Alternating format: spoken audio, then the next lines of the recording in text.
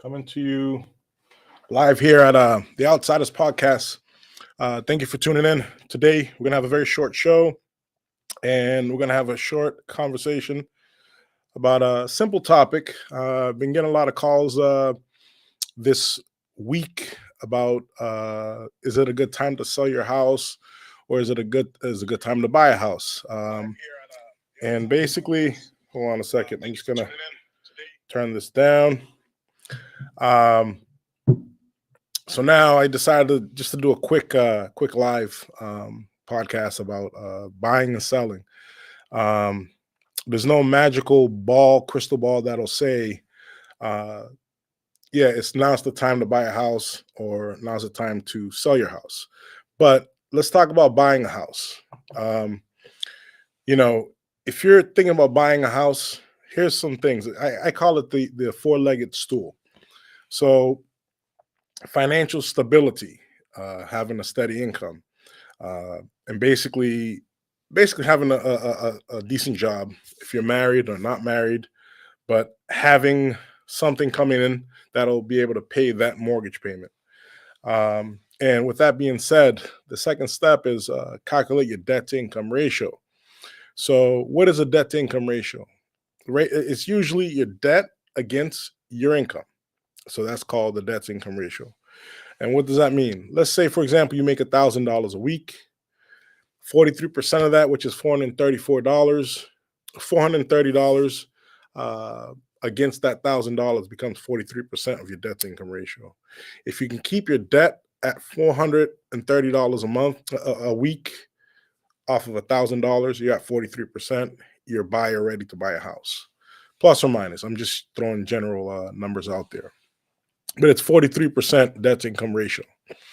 You have to have a minimum of a 3.5% down payment.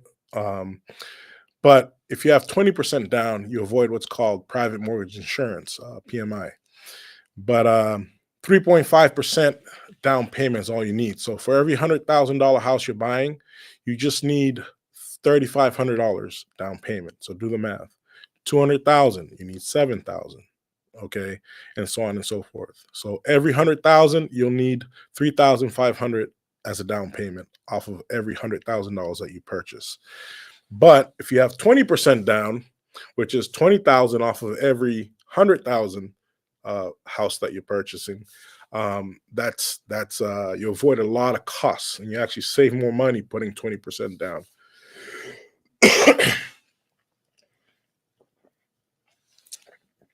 Excuse me. Now, the fourth leg of the stool is your credit score. Now, people say, oh, I have a 700 credit score. I have an 800 credit score. I have a 680 credit score or what have you. The minimum credit score you need to buy a house is 600. Some banks will do at 580 or above. So just think about that.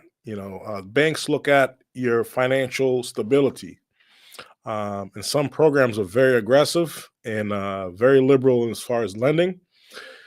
So if you don't have that 800 or 700 credit score, you can still buy a house with a lower credit score as long as you have the down payment and other factors involved. So when you're applying for a mortgage, it's a total global profile that they look at. So remember, to be ready to buy a house, you have to have a job, financial stability, your debt to income ratio at 43%, down payment minimum of $3,500, a 3.5% down payment, and a minimum credit score of 600 on average will get you a house. And things to consider when you're buying a house, mortgage rates, home prices, inventory and competition, and cost beyond the price of the house that you're buying, such as taxes, insurance, maintenance, etc. So when you're buying a house, it's not just buying a house, getting into it and living.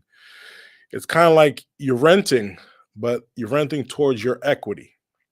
So not all the time is a good time to buy. Sometimes it's a good time to rent. It all depends on location that you're at, situation, financial timing, and so on and so forth. Not everyone's equipped to buy a house at every moment in time.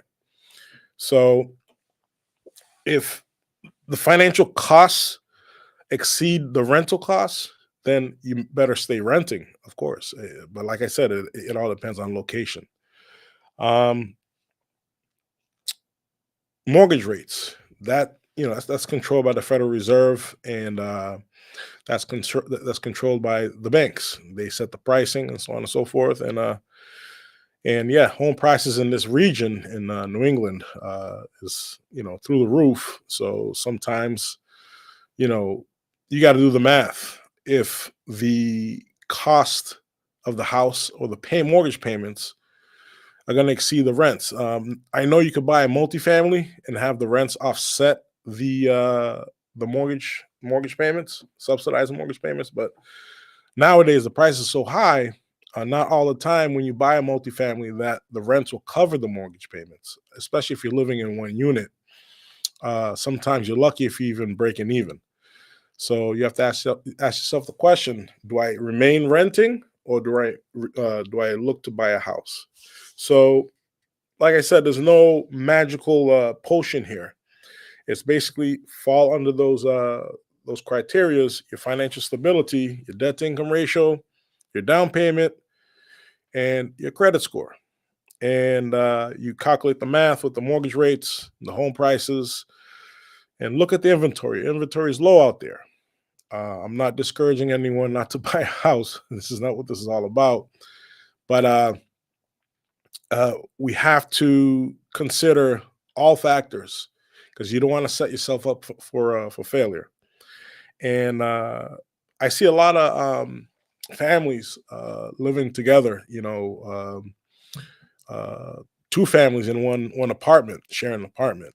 My advice to that is, if you're able to do that, why not buy a multifamily house and everyone stays on each unit and split that rent up instead of paying $3,500 a month for a three-bedroom apartment that everyone's cramped up in. Get a big house, okay? And even if the mortgage is $6,000 a month, you have three families living in three family house where each person lives in one of three units. Um, and you take that 6,000, you divide it. It's cheaper than actually paying rent. So that's another strategy to buy a house that you cannot afford. And sometimes nowadays in life, we have to kind of like uh, think creatively and so on and so forth. Like if you have grown children that work and have a job, have a profession, that are still living at home, and you're renting, get the kids involved. Get the kids on the loan, uh, get them on the down payment situation, the income situation, and you'll qualify for a home. Um, but honestly, if if the rent growth is high and growing at a faster rate than a mortgage payment, then buying makes sense. But if it's the other way around, renting makes sense. So it's kind of like picking your poison. So also, um, if you're looking to buy a house, I suggest you get a realtor and a good mortgage officer. And don't just work with like 5, 10 realtors at the same time. When you get a realtor, stick with that one realtor, because what happens is each realtor works in a small network of this industry. We all know each other, well, for the most part. And when you have a realtor, stick with them unless they're not doing their job properly and you change them for another realtor. Uh, and basically, in this industry, um, when you're working with multiple real estate agents at the same time, you're gonna get a house really slow, because then the realtor loses trust in you, you lose trust in them, then there's no synergy, there's no activity going on, and that realtor's not going to go to bat for you, knowing that by at any moment you're going to bail on them. So it creates security for both sides. It creates security for the realtor. It creates security for the buyer. And once you guys build trust within each other, finding that house will be something easier to do and quick. So uh, another thing, um, we want to talk about if this is a time to sell. Uh, I don't have that crystal ball. I see a lot of houses being sold. But when someone asks me, is this the right time to sell? I ask them the question, what's your motivation to sell? Are you just selling for the sake of selling because the market's high? Or are you selling because you have a goal to meet, a timeline, and so on and so forth? So if five person was going to sell a house, there has to be a motivation.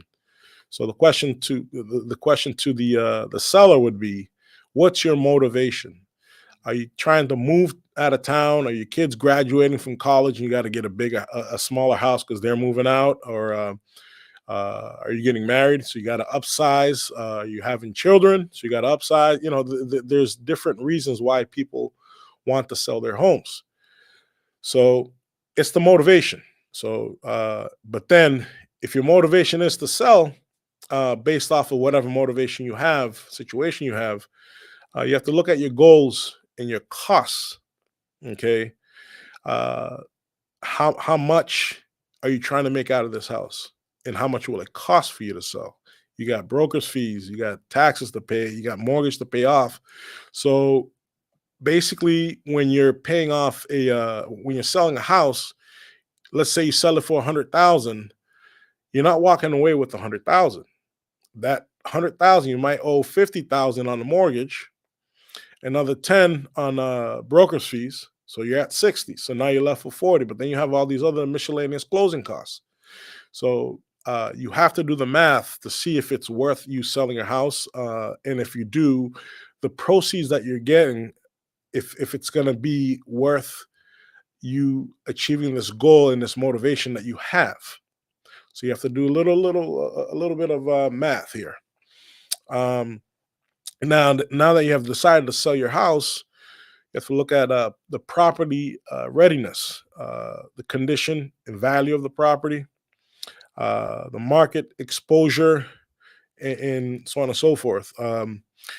You have to price the property right based off the condition of the property. If you haven't touched the property in over 20 years, the property that you lived in, it's probably going to need some updating. You probably have old countertops, old cabinets, uh, old bathroom design, and so on and so forth, old tiles. So you can't demand a substantial amount of price because your neighbor sold his for $1 million. So therefore, yours is going to be worth 2 million because your house is bigger. But there's different factors that goes into that. You know, have you been upkeeping the property for the past 20 years prior to selling? And your neighbor's house that sold for 1 million, let's go look at that house and see why it sold for 1 million. And maybe there was more demand for that house and not for yours. So we have to take all this into consideration. Um, you know, um, Before you sell a house, you have to figure out, is there a buyer demand for it in your location? And location. Being close to a train station in a city is key. Being close to a highway is key for commuters, people that commute back and forth for work, and being close to a highway. Sizes of the bedrooms, uh, you know, modern bathrooms. People love their kitchens and baths, and the modern homeowner spends 90% of their time in their home in the kitchen and bath. Believe me when I tell you this. So more than any other room in the house. So that has to pop when you sell it. That has to be the main selling point, the kitchen and bath. And nowadays people want their man cave, so now they want finished basements, and so on and so forth. But um, then also people ask me a lot about what season is right to sell. Um, you can sell your house any season of the year, But my recommendation is right when spring market opens up or right when summer starts. Um, the grass is green, the lawn's mowed, smell of fresh air, and it's the best time when the sun's out. People want to go out and sell. Winter, your house will sell as well in the winter, but it's just when you have snow on the ground, the lawn's not showing, the flowers are not there, so the curb appeal is not going to be there as much as if you were to sell it in the spring or or summer. So, with that being said, we talk about selling your house. When you have this goal, you have to estimate your proceeds. You have to estimate the proceeds because sometimes when you sell a house, you walk away with nothing if you don't do the math right. And then if you've done the math before you put it on the market, you'll see how much you're making. Plus or minus. So basically, calculate your selling price minus your closing costs. Like I said, you're selling a house for 100,000. Make sure you check how much your payoff for your mortgages. Check the payoff. Check how much of the stamp tax. Check how much of the excess water that you owe. Any other fees, brokers' fees, and so on and so forth. Subtract that from the selling price, and that's how much you're going to get walking away from it. And I've seen situations where the seller sells a house and walks away with nothing. And I've seen situations where the seller sells the house and has to bring money to the table to sell their house. I've been in plenty of those situations. And believe me, it's not a comfortable sight to see a seller sell their house where they have to bring money to closing to pay to sell their house. But, everyone has their circumstances, situational circumstances. And basically, that's that. And like I said, there's no crystal ball timing about selling or buying. It's just everything's circumstantial. And I believe everyone has an ability to buy a house. And as long as they go step by step and they can be homeowners. And I believe people that own their houses, it's a good way to leverage into bigger and better things. So I got Dulcie, Angels by Dulcie. How you doing? um, so to wrap this up, we talked about personal readiness for home buyers. Okay, we talked about financial stability, steady income. We talked about debt to income ratio, 43% of your income should go towards your debt. Down payment, minimum of 3.5% down. Your credit score, you could buy a house with minimum 600 credit score.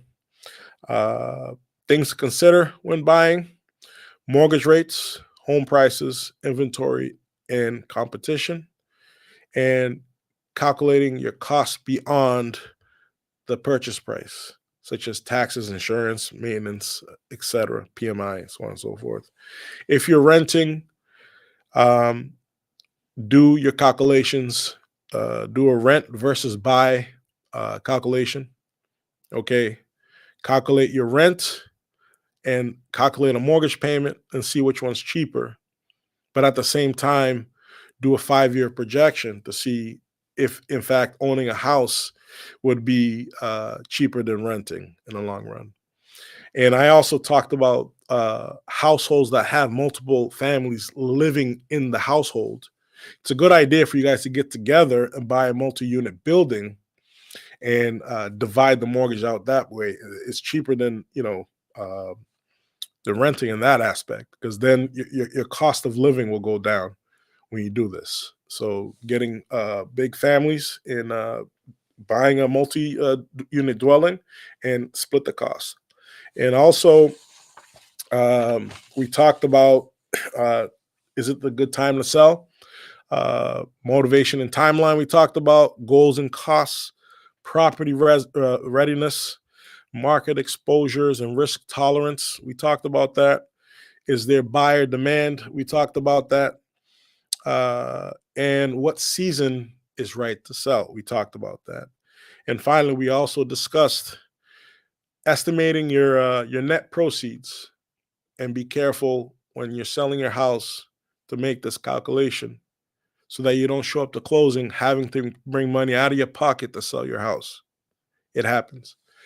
But if you guys need more information, you guys can reach me on my cell phone. I'll give you guys my cell phone number. I always answer my phone, 857-205-5812. That's 857-205-5812.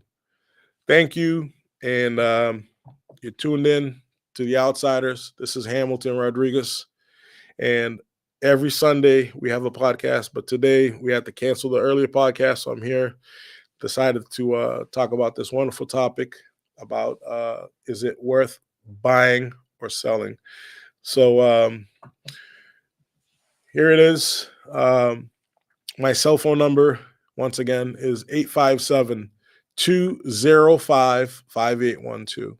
If you need to reach me, text me any time of the day. I always respond within 24 hours. Thank you, and I appreciate your time. And tune in to the next episode. This is Hamilton Rodrigues. You're tuned into The Outsiders.